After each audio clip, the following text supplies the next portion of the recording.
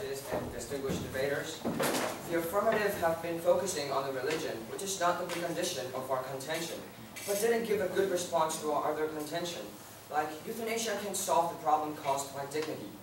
They fail to understand what the first negative just said. People may use euthanasia as a way of killing, since the murderer can say that the killing would count as a benefit of the person who dies, which is the core of euthanasia. Therefore, we the negative insist that euthanasia shouldn't be legalized. The main reasons are as follows.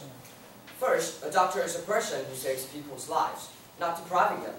If euthanasia becomes legal, doctors may be confused about what they're doing, saving or killing.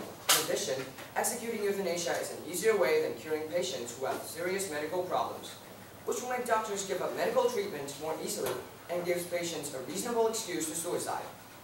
Nevertheless, the chances for patients to be cured will be given up more easily.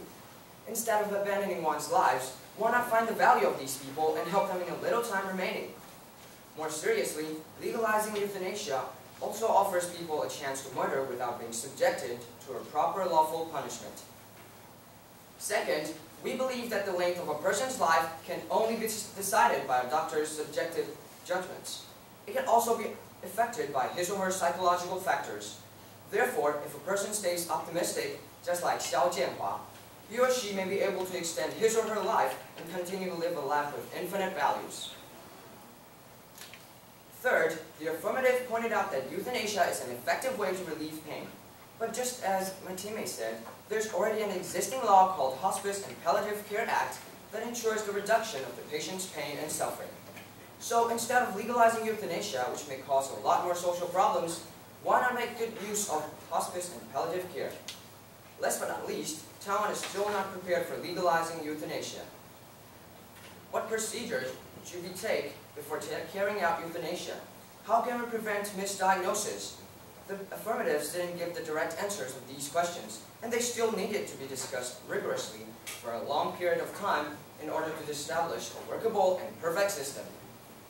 As a result, we can see that whether on the aspect of law, on social value, on the level of system, or on solvency, they all show that euthanasia shouldn't be legalized. We the negative stand firm that euthanasia shouldn't be legalized because it's almost impossible for a perfect law to be enforced flawlessly. These will always be people trying to manipulate the euthanasia law into their favor. No matter how many witnesses, doctors, and psychiatrists are involved, there is still the possibility of abuse. Thank you. Affirmative rebuttal speech, 3 minutes. Good afternoon, honorable judges and distinguished debaters. To begin with, in the first constructive speech, the negative asserted that legalizing euthanasia would give doctors a method to murder a person. Thus, the negative defined murder as killing somebody without a patient's consent. Out of that definition, however, the affirmatives would like to point out that definition of euthanasia would be active and voluntary. The definition of murder as contradicted with the definition the affirmatives had just mentioned in our first constructive speech. Therefore, euthanasia wouldn't be used as a method for murder.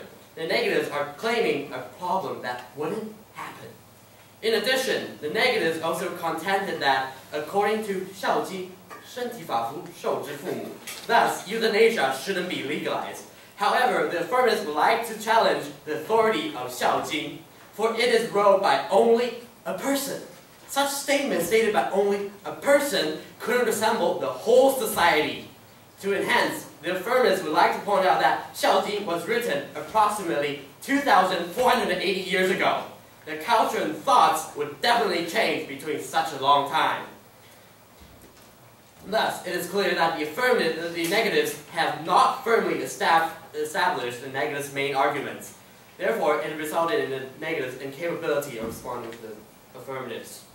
Lastly, affirmatives would like to once again strengthen and emphasize our contentions.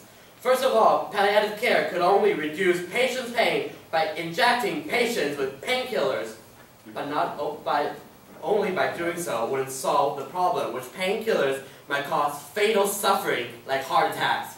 Even though patients are granted with painkillers, it wouldn't solve any problem at all. But universal examples show that many of patients being hospice cared would still face loss of dignity. Even with the injection of painkillers, for instance, incontinence and losing self-sustaining abilities are common problems that terminally ill patients are faced with.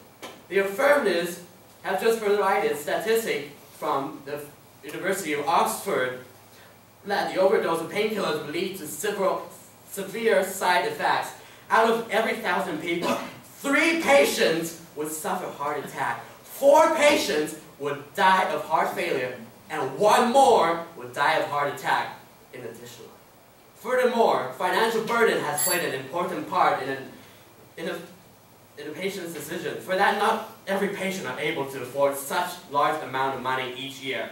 As the affirmatives have just demonstrated, the negative have not firmly established their case. Thus, it is of little doubt that euthanasia should be legalized in Taiwan, as the affirmative have proposed.